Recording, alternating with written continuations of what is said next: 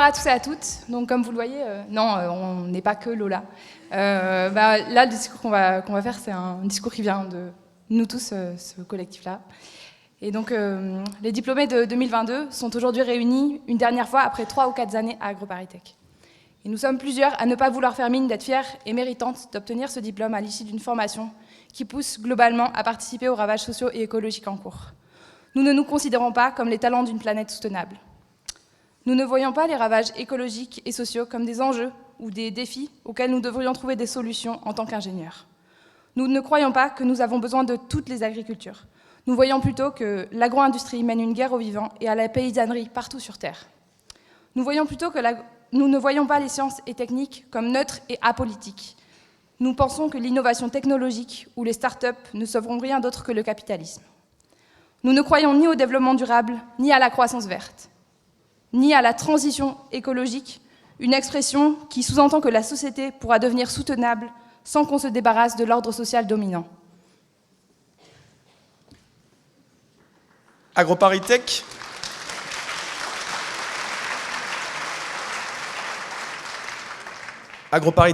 forme chaque année des centaines d'élèves à travailler pour l'industrie de diverses manières. Trafiquer en labo des plantes pour des multinationales qui renforcent l'asservissement des agricultrices et des agriculteurs. Concevoir des plats préparés et ensuite des chimiothérapies pour soigner les maladies causées. Inventer des labels bonne conscience pour permettre aux cadres de se croire héroïques en mangeant mieux que les autres. Développer des énergies dites vertes qui permettent d'accélérer la numérisation de la société tout en polluant et en exploitant à l'autre bout du monde. Pondre des rapports RSE d'autant plus longs et délirants que les crimes qu'ils masquent sont scandaleux. Ou encore compter des grenouilles et des papillons pour que les bétonneurs puissent les faire disparaître légalement.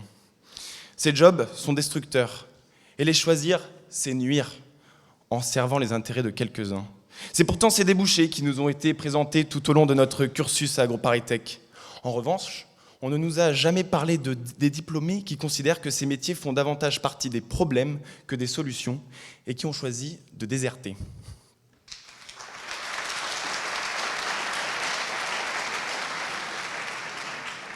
Nous nous adressons à celles et ceux qui doutent, que ce doute soit quotidien ou fugitif. À vous qui avez accepté un boulot parce qu'il faut bien une première expérience. À vous dont les proches travaillent à perpétuer le système et qui sentez le poids de leur regard sur vos choix professionnels. À vous qui, assises derrière un bureau, regardez par la fenêtre en rêvant d'espace et de liberté. Vous qui prenez le TGV tous les week-ends en quête d'un bien-être jamais trouvé. À vous qui sentez un malaise monter sans pouvoir le nommer, qui trouvez souvent que ce monde est fou, qui avez envie de faire quelque chose mais ne savez pas trop quoi, ou qui espériez changer les choses de l'intérieur et n'y croyez déjà plus. Nous voulons vous dire que vous n'êtes pas les seuls à trouver qu'il y a quelque chose qui cloche, car il y a vraiment quelque chose qui cloche. Nous aussi, nous avons douté et nous doutons parfois encore. Mais nous refusons de servir ce système et nous avons décidé de chercher d'autres voies, de construire nos propres chemins.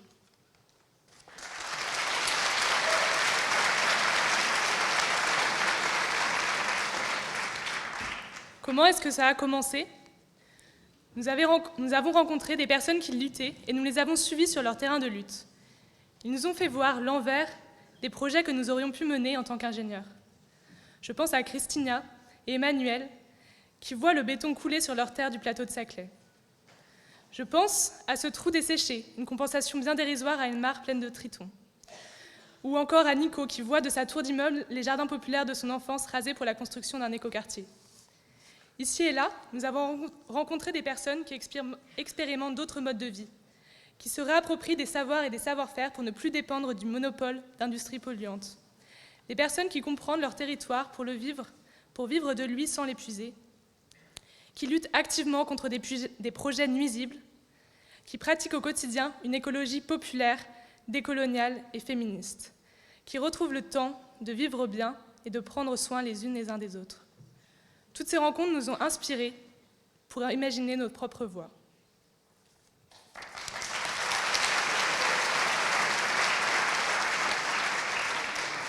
J'habite depuis 2 ans à la ZAD de Notre-Dame-des-Landes où je fais de l'agriculture collective et vivrière, entre autres choses.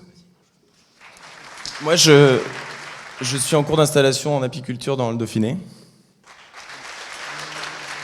Je J'ai rejoint le mouvement Les Soulèvements de la Terre pour lutter contre l'accaparement des terres agricoles et leur bétonisation partout en France. Je vis à la montagne, j'ai fait un boulot saisonnier et je me lance dans le dessin. On s'installe en collectif dans le Tarn sur une ferme tardelien avec un paysan boulanger, des brasseurs et des arboriculteurs. Je m'engage contre le nucléaire près de Bure. Je me forme aujourd'hui pour m'installer demain et travailler de mes mains. Nous considérons que ces façons de vivre sont plus que nécessaires et nous savons qu'elles nous rendront plus fortes et plus heureuses. Vous craignez de faire un pas de côté parce qu'il ne ferait pas bien sur votre CV, de vous éloigner de votre famille et de votre réseau, de vous priver de la reconnaissance que vous vaudrez une carrière d'ingé agro. Mais quelle vie voulons-nous? Un patron cynique? Un salaire qui permet de prendre l'avion? Un emprunt sur 30 ans pour un pavillon? Même pas 5 semaines pour souffler par an dans un gîte insolite? Un SUV électrique, un Fairphone et une carte de fidélité à la Biocop? Et puis, un burn-out à 40 ans? Ne perdons pas notre temps. Et surtout, ne laissons pas filer cette énergie qui bout quelque part en nous. Désertons avant d'être coincés par des obligations financières. N'attendons pas que nos mômes nous demandent des sous pour faire du shopping dans le métavers, parce que nous aurons manqué de temps pour les faire rêver à autre chose. N'attendons pas d'être incapables d'autre chose qu'une pseudo-reconversion dans le même taf, mais repeint en vert.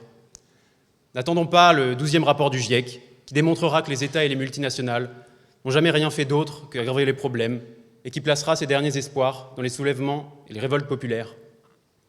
Vous pouvez bifurquer maintenant. Commencer une formation de paysan boulanger, partir pour quelques mois de woofing, participer à un chantier sur une ZAD ou ailleurs, vous engager auprès de celles et ceux qui en ont besoin, vous investir dans un atelier vélo autogéré ou rejoindre un week-end de lutte avec les soulèvements de la Terre. Ça peut commencer comme ça. À vous de trouver vos manières de bifurquer.